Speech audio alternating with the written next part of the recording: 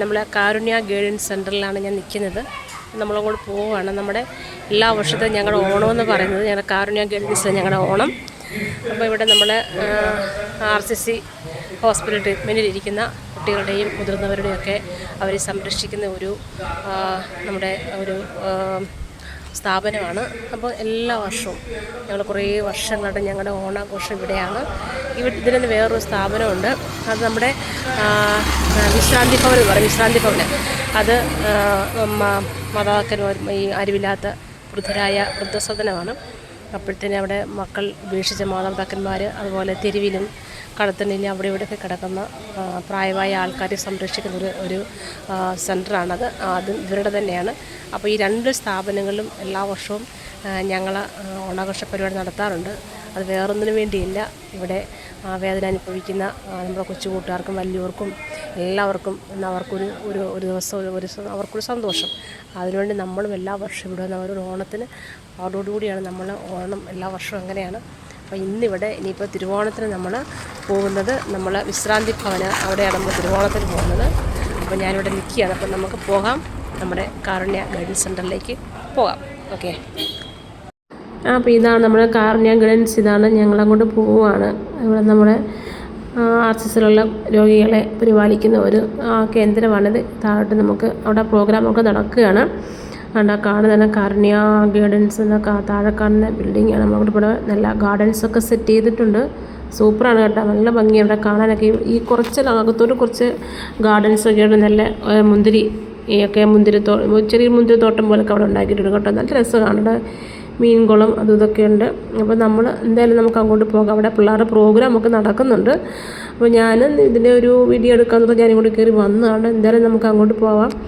അവിടെ പിള്ളേരുടെ ഒരുപാട് പ്രോഗ്രാംസ് അവിടെ നടക്കുന്നുണ്ട് കേട്ടോ. നമ്മുടെ മേരി സ്കൂളിലെ ടീച്ചേഴ്സ്, പ്രിൻസിപ്പൾ, സിസ്റ്റേഴ്സൊക്കെ അവിടെ വന്നിട്ടുണ്ട്. അപ്പം എന്തായാലും നമുക്ക് താഴോട്ടുനിന്ന് ഇറങ്ങിച്ചെല്ലാം അവിടുത്തെ ഇപ്പോഴത്തെ അവസ്ഥ എന്താണെന്ന് നോക്കാം. ഞാൻ അവിടുത്തെ ഞങ്ങളുടെ ഒരു കൊച്ചച്ഛനാണ് നിൽക്കുന്നത്. ഒരുപാട് ആൾക്കാരുണ്ട് കേട്ടോ. നമ്മുടെ പുറത്തു നിന്നൊക്കെ ആൾക്കാർ അവിടെ വരാറുണ്ട്. അങ്ങനെ ഞാനവിടെ എത്തിയതാണ് നമ്മുടെ പറഞ്ഞ ഒരു കാരുണ്യ ഗൈഡൻസിൻ്റെ സെൻറ്റർ. ഇതാണ് അവിടെ ടീച്ചറാണ് വരുന്നത് കേട്ടോ.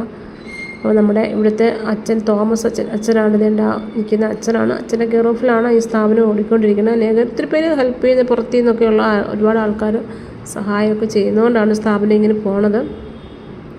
ആ താഴെ കാണുന്ന ബിൽഡിംഗ് എല്ലാം ഈ ഒരു കാരുണ്യ ഗൈഡൻസ് സ്ഥാപനത്തിൻ്റെയാണ്.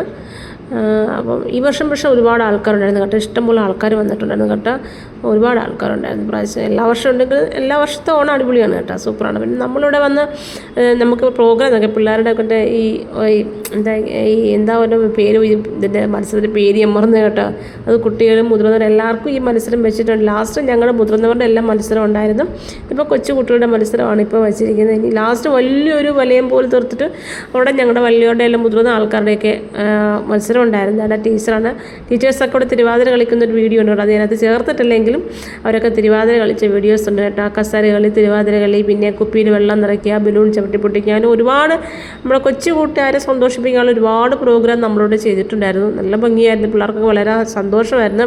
ഒരുപാട് ഹാപ്പിയാണ്. നല്ലൊരു കുഞ്ഞു മോനെ കണ്ട ആ മോനൊക്കെ ഇവിടുത്തെ പേഷ്യൻ്റ് ആയിട്ട് വന്ന് ട്രീറ്റ്മെൻറ്റ് ചെയ്യുന്ന മോനാണ് കേട്ടോ. അത് കേട്ടോ നമ്മുടെ അച്ഛനെ കണ്ട ദീക്ഷയൊക്കെ വളർത്തി താടി കൊടുത്താൽ അവിടുത്തെ മെയിൻ തോമസ് അച്ഛൻ എന്ന് പറയുന്ന അച്ഛന് പിള്ളേരുടെ ഭയങ്കര ഇഷ്ടമാണ് കേട്ടോ. അച്ഛന് ഒരു സ്വന്തം പേരൻസിനെ എങ്ങനെ അതിനേക്കാൾ സ്നേഹം അച്ഛന് വിട്ടുകൊണ്ട് പിന്നെ നമ്മളോട് നല്ല അടിപൊളി അത്തപ്പൂക്കളം ഇട്ടിട്ടുണ്ടായിരുന്നു കേട്ടോ. സൂപ്പർ. അത് അവിടെ ഒരു ട്രീറ്റ്മെൻറ്റ് നിൽക്കുന്ന ഒരു ആൻറ്റിയാണ് ഇരിക്കുന്നത്. അത്തപ്പൂക്കളം ഞങ്ങൾ പോയി ഇട്ട അത്തപ്പൂക്കളമാണ്. എങ്ങനെയാണ് ഞങ്ങളുടെ അത്തപ്പൂക്കളൊക്കെ ഇഷ്ടപ്പെട്ടോ? അവിടെ എല്ലാവർക്കും ഇഷ്ടപ്പെട്ടു. ഞങ്ങൾ രാവിലെ പോയിട്ടോ, ഞങ്ങൾ വെളുപ്പിനെ പോവും. പൂവൊക്കെ രാത്രി കൊണ്ട് ഇറുത്ത് വെച്ചിട്ട് വെളുപ്പിനെ നമ്മൾ അത്തപ്പൂടാണ്. അത്തപ്പൂണ്ട് രാവിലെ തന്നെ അത്തപ്പൂണ്ട്. പിന്നെ അടുത്ത വലിയവരുടെ മുതിർന്നവരുടെ പ്രോഗ്രാമാണ് കാണുന്നത്. അത് നമ്മൾ വലിയൊരു ഞാനും കൂടെയൊക്കെ ഉണ്ട്. ഇവിടേക്കും ഞാനുണ്ട് കേട്ടോ. ഞാനുണ്ട്. അവിടെ കുറേ കിളികളെയൊക്കെ വളർത്തുന്നുണ്ട് കേട്ടോ. അവിടുത്തെ അവിടെ കൊച്ചു കൂട്ടുകാർക്കും വലിയ കൂട്ടുകാർക്കൊക്കെ അവിടെ താമസിക്കുന്ന ആൾക്കാർക്ക് ഒരു ടൈം പാസിന് വേണ്ടി നല്ല കിളികളെയൊക്കെ അവർ വളർത്തുന്നുണ്ട് അവിടെ. എനിക്ക് എല്ലാ കിളികളുടെ വീഡിയോ എടുക്കാൻ സമയം കിട്ടിയില്ലെങ്കിലും ഞാൻ ഫ്രണ്ടിൽ കയറി ചെല്ലുന്നിടത്ത് ഇങ്ങനെ കിളിക്കൂടുകളുണ്ട്. അവിടെ നിന്നുള്ള ഒരു നമ്മുടെ ലവ് ബേർഡ്സിൻ്റെ കുറേ വീഡിയോസൊക്കെ ഞാൻ എടുത്തിട്ടുണ്ട്. നല്ല രസമാണ്. ഭയങ്കര ഇഷ്ടമാണ് കേട്ടോ. നല്ല ഭംഗിയാണ് കേട്ടോ.